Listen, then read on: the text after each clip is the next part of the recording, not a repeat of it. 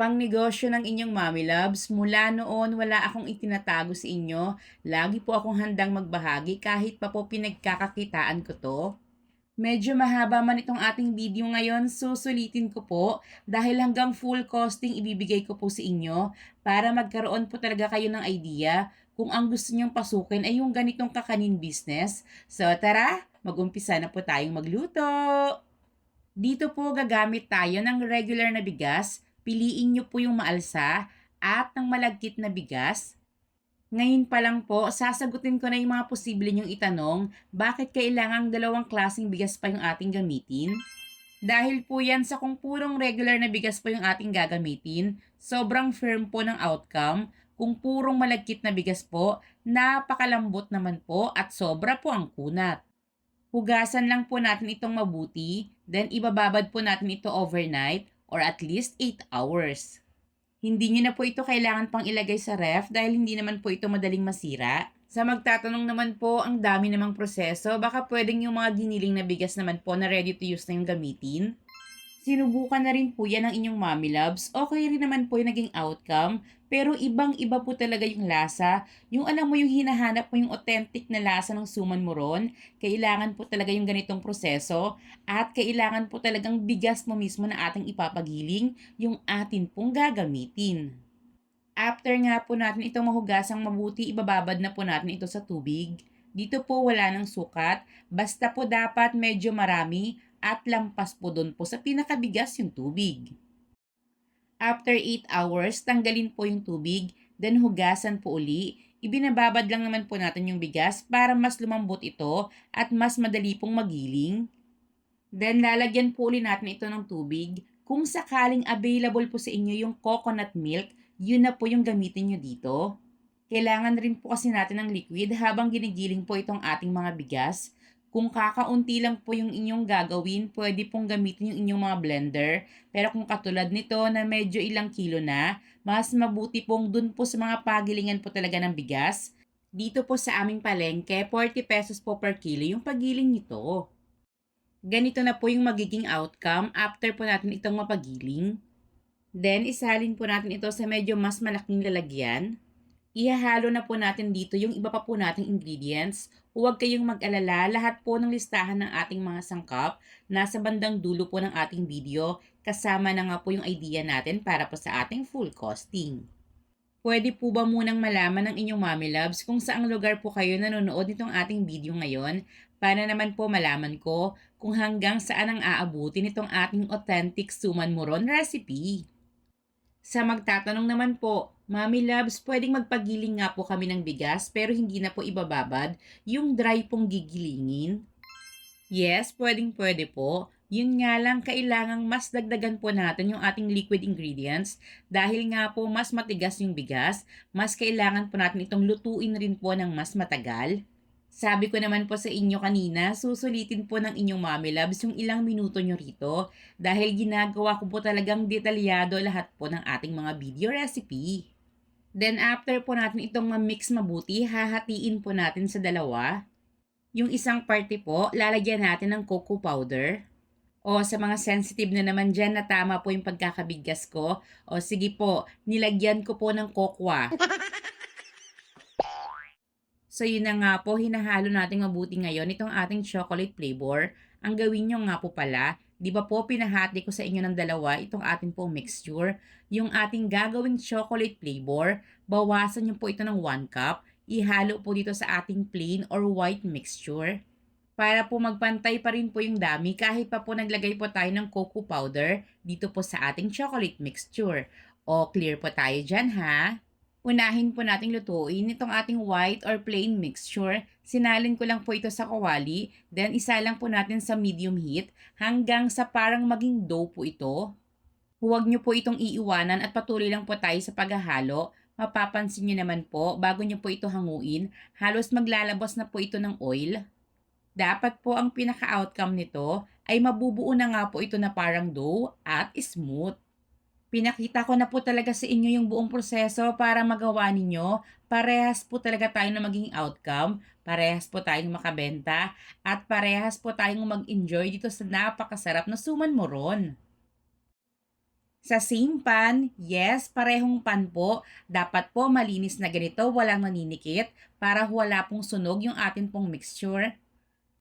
Pareho lang din po ng proseso dito po sa ating chocolate moron. Ang difference lang po, bago po natin ito hanguin, magdadagdag po tayo rito ng crushed peanuts.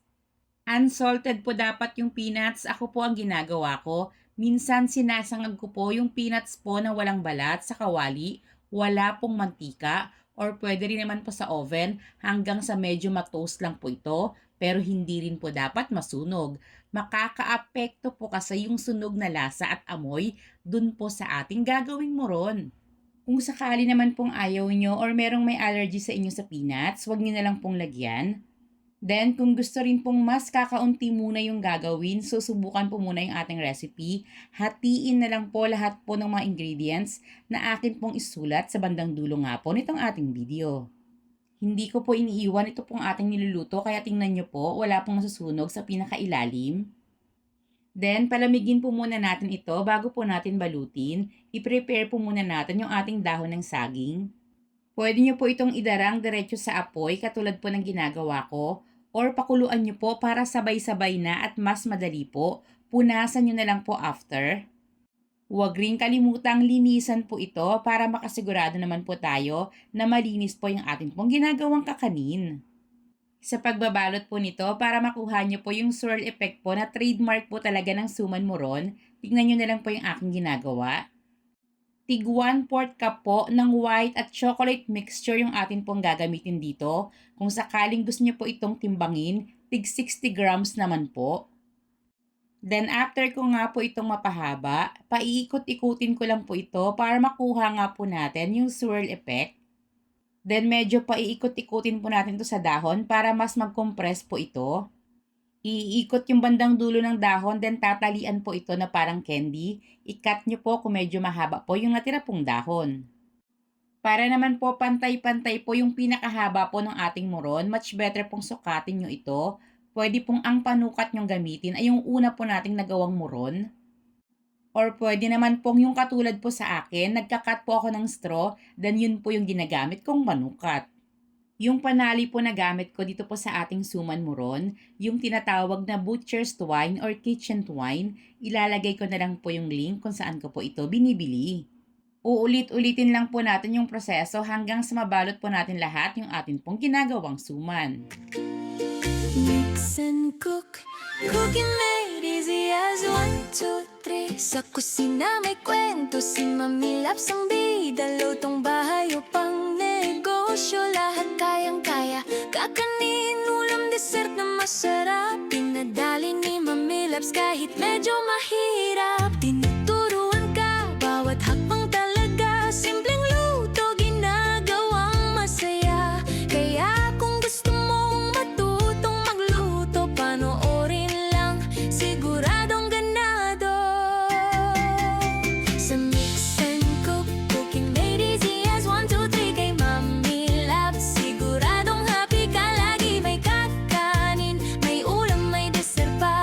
Lahat ng recipe, swak sa masa. Sa Mix and Cook, cooking made easy as 1, 2, 3. Kay Mami Labs, laging masarap ang gabi. Kung gusto mong matuto't sumubok din, si Mami Labs ang sagot dyan. Sa Mix and Cook mo malalaman rin. Kaya po tumatagal itong ating suman moron dahil kahit niluto na nga po natin ito kanina, binalot po natin ang dahon ng saging, lulutuin pa po uli natin ito. Pwede po itong i-steam over medium heat sa kumukulong tubig ng 1 oras katulad po ng ginagawa ko ngayon. Or kahit wala pong steamer, pwedeng-pwede po, ilagay po ito sa isang kaldero, lagyan po ng tubig kung hanggang saan po yung pinakasuman, then pakuluan nyo naman po ito ng 45 minutes. After nyan, pwede na po natin itong i-enjoy, pero kung gusto nyo po itong i-stack or i-sealed po katulad po ng ginagamit ko pong packaging, palamigin nyo po muna ito ng gusto. Nakakabilib yung gamit ko po ritong vacuum sealer. Ilang taon na po ito sa akin pero still working pa. Ito lang po yung tumagal sa akin. Yung mga nakaraan ko pong binili, medyo mura nga. Pero paulit-ulit naman po akong bumibili dahil napakadaling masira. Huwag lang mabasa ito ng kaunti kapag basa po yung aking isi-sealed. Samantalang itong gamit ko, pang heavy duty po talaga. Sa mga interesado, ilalagay ko na lang po yung link sa ating pong comment box. At heto na nga po yung ating bestseller na Suman Moron. Binabalik-balikan, mabuti pa nga po ito nakarating sa abroad dahil marami po tayong OFW na customer dito. Yung lasa po nito, balanseng-balanse po talaga. Hindi po kayo mauumay. At the same time, yung texture po may tamang kunat. Hindi po talaga kayo ipapahiya nitong ating recipe. Subok na po ng inyong mommy loves. Sa mga interesado dyan, ipapakita ko po sa inyo ngayon yung ating full costing. Kasama na rin po yung buong listahan po ng ating mga sangkap. Medyo mas malaki nga po pala itong ating suman moro na ginawa kumpara doon sa mga usual po na suman moro na nakikita or nabibili nyo. Yung per pack ko po, 6 pieces lang pero nasa 800 grams na po. May makikita po kayong nakasulat na others. Diyan na po papasok yung ating pong ginamit na packaging. Ganun na rin po yung ating labor cost. Halos 23 pesos naman po yung puhunan natin dito per piece. Dito po tuturuan ko na rin kayo ng pinaka-easy technique po kung paano po kayo magpipresyo.